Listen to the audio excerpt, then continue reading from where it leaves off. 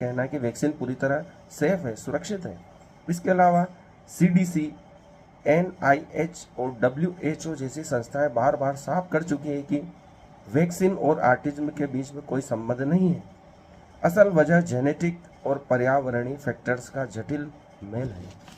अर्थात ऑटिज्म पर्यावरण और जेनेटिक का मेल है, अर्थात पूर्व इतिहास रहा हो किसी के वंश में, या पर्यावरण जो प्रदूषित है, केमिकल्स हमारे शरीर में पहुंच रहे हैं, उससे भी बच्चों में ऑटिज्म हो सकता है। अर्थात गर्भावस्था में पैरासीटामोल देना पूरी तरह सेफ है और उसका ऑटिज्म से कोई संबंध नहीं है, लेकिन वह कम मात्रा में देना है और बहुत आवश्यकता होने पर ही उसे दिया जाना उचित रहेगा।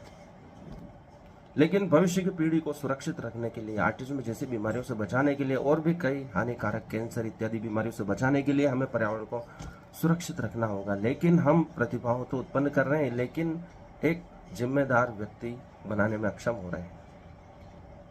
IIT इंस्टीट्यूट या कई जो कॉलेज हैं, उनके 500 करोड़ों के बिल बिजली के आते हैं और वे अधिकतर बिजलियां व्यर्थ काम में ली जाती है, अर्थात उनका कोई उपयोग नहीं है। कमरे, ऑफिस इत्यादि में जहाँ कोई मौजूद ही नहीं है, बिजली यूं ही चलती रहती है, पंखे यूं ही चलते रहते हैं, AC यूं ही चलते रहते हैं, जिससे बिल अत्यधिक आता है। पर्यावरण में प्रदूषण बढ़ता है, धरती का तापमान बढ़ता है और हम आने वाली पीढ़ी को असुरक्षित पृथ्वी देने के लिए प्रस्तुत होते हैं। जब भी हमें चाहिए कि आने वाले पीढ़ी को एक स्वस्थ सुंदर पृथ्वी दी जाए, इसके लिए हम प्रयास करें, उन साधनों का कम से कम उपयोग करें जो पर्यावरण को नुकसान पहुंचा रहे हैं, आवश्यक होने पर ही उपयोग करें, व्यर्थ बिजली नष्ट न करें। जहां हम मौजूद नहीं वहां के पंखे बंद कर दें, AC बंद कर दें, लाइट बंद कर दें।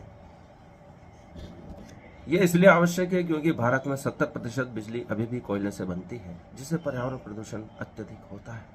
और महाकाली का जो यह रूप है इसलिए अवतरित हुआ क्योंकि पृथ्वी पर अत्यंत विनाशकारी शक्तियां बढ़ गई थी, पर्यावरण प्रदूषण बढ़ गया था। उन्हीं का विनाश करने के लिए माँ काली ने अवतार लिया। माँ दुर्गा के 9 अवतार इसलिए हुए।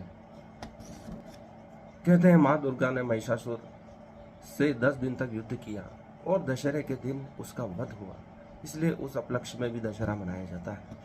तो इन शक्तियों के विनाश के लिए हमें माता का सहयोग करना है, ताकि स्वस्थ और सुंदर पृथ्वी को हम आने वाले पीढ़ी को दे सकें और हम स्वयं भी यहाँ आराम से रह सकें।